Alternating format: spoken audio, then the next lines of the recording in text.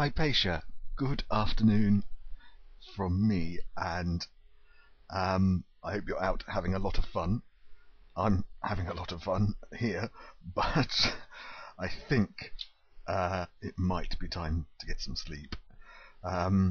So before I do, and because I don't know how long I'll be asleep for, I'll go back to what we were reading before the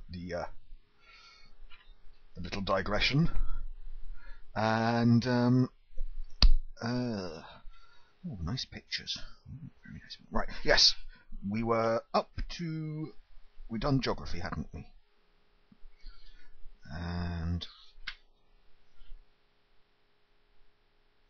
we had done a bit of history, but not much.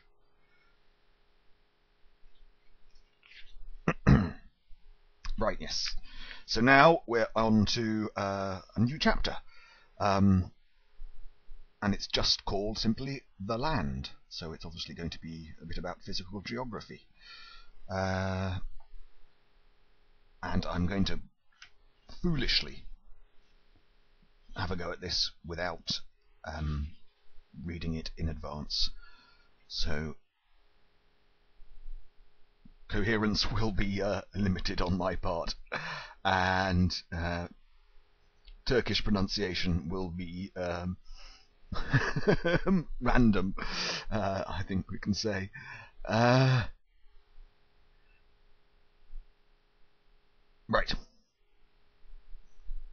New chapter, The Land.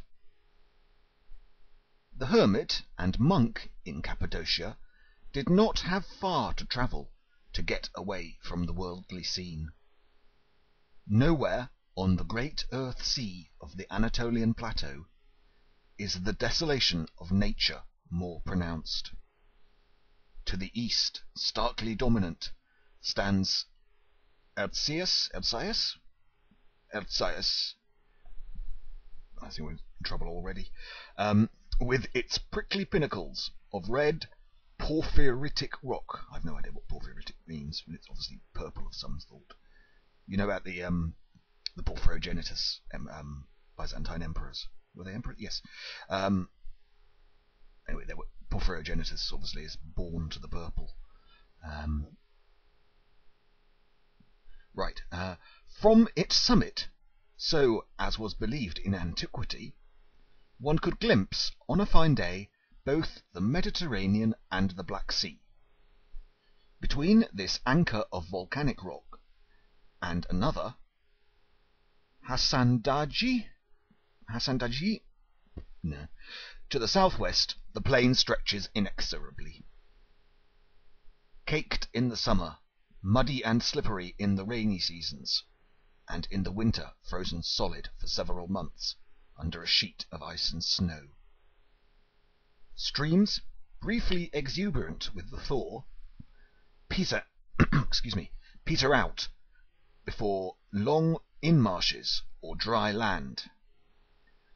Only Kizilirmak, the Halis river of antiquity, passes through the province and beyond. It winds through striped countryside, now smoothed earth, now escarpments of red and green rock. Its lazy loop, murky and unreliable for most of the year, is crossed here and there by a few picturesque bridges. But there is so much more to the Cappadocian landscape, and this is unexpected. One discovers upon crossing the river that the south bank and beyond is a vast rock sculpture of unlikely complication. Much of the tableland here consists of tuff, Tuff, a soft porous rock that readily yields to running waters. And, here we go again, Kizilirmak. Right, I'll just say it with normal pronunciation in the future, I won't even try. And its tributaries have been at work for centuries, since the land was formed by volcanic action in the late Tertiary period, cutting deep valleys, carving out fort-like crags above them, splitting and splintering the tuff into hundreds of small fragments, which are then turned into polished and startling shapes. Often, as far as the eye can see, there stretches the complex and calculated pattern of rock folds, its rhythm slack for a spell, then forceful and irregular like a tossed sea. The colours are shifty, unchartable. Around Ülgüp, the dominant hue is red, but Nevşehir is white. These blaze or blur under the sun, with every cleft and recess catching streaks or pools of black, blue, and green. Then the hour of the day shifts. The scene is bathed in mild pink. Lengthening, soft shadows change with them, with all the associative powers of rock formations. What seemed like elaborately folded drapery may turn out to be the giant paw of an unknown beast after all. Perhaps a bear. And the water and wind will continue their obsessive carving until each toe is worked, disengaged, and rounded, so that a series of cones will shape up, rising sharply to a point.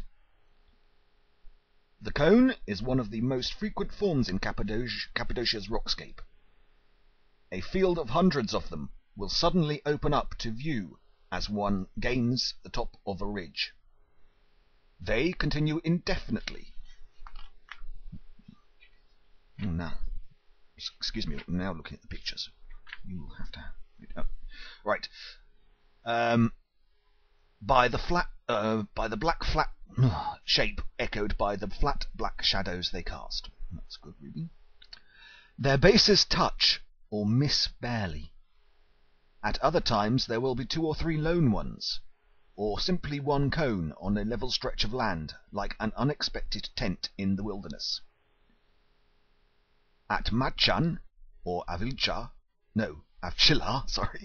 the thick bed of tuff has been so deeply undercut that a group of fat, sturdy cones, the tallest of them about 100 feet high, stands out regularly on the horizon, amply spaced, and topped by a cap of hard rock, a pit of basalt which has resisted the elements longer than its surrounding. The caps stay put as the cones dwindle.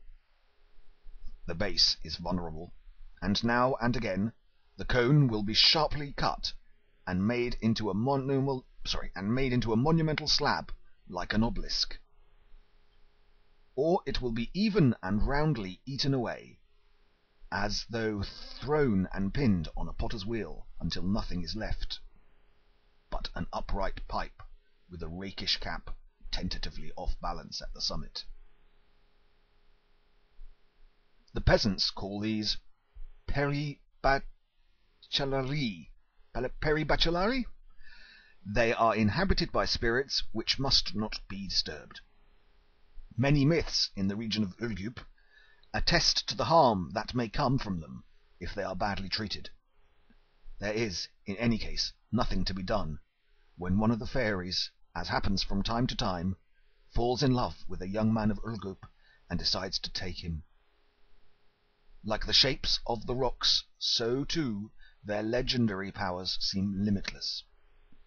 They become the visual source for touching or slightly smutty fantasy. He uses the word ribald, R-I-B-A-L-D, which means the same as smutty, but it's a better word, more elegant. They are named and renamed. Here there are 3 towers: Mid Tower, the Valley of Swords, Uchisa, Ortahasal, Kilisla. Alright, Kilisla. It is what children elsewhere depend on cloud formations to supply. But those images are fleeting. They move along and are dissipated within minutes, before you could decide to call them camels or weasels. These stay, or rather they change slowly, so that the nicknames of one generation may lose some of their power in the next, but are retained from habit. And I will leave it there.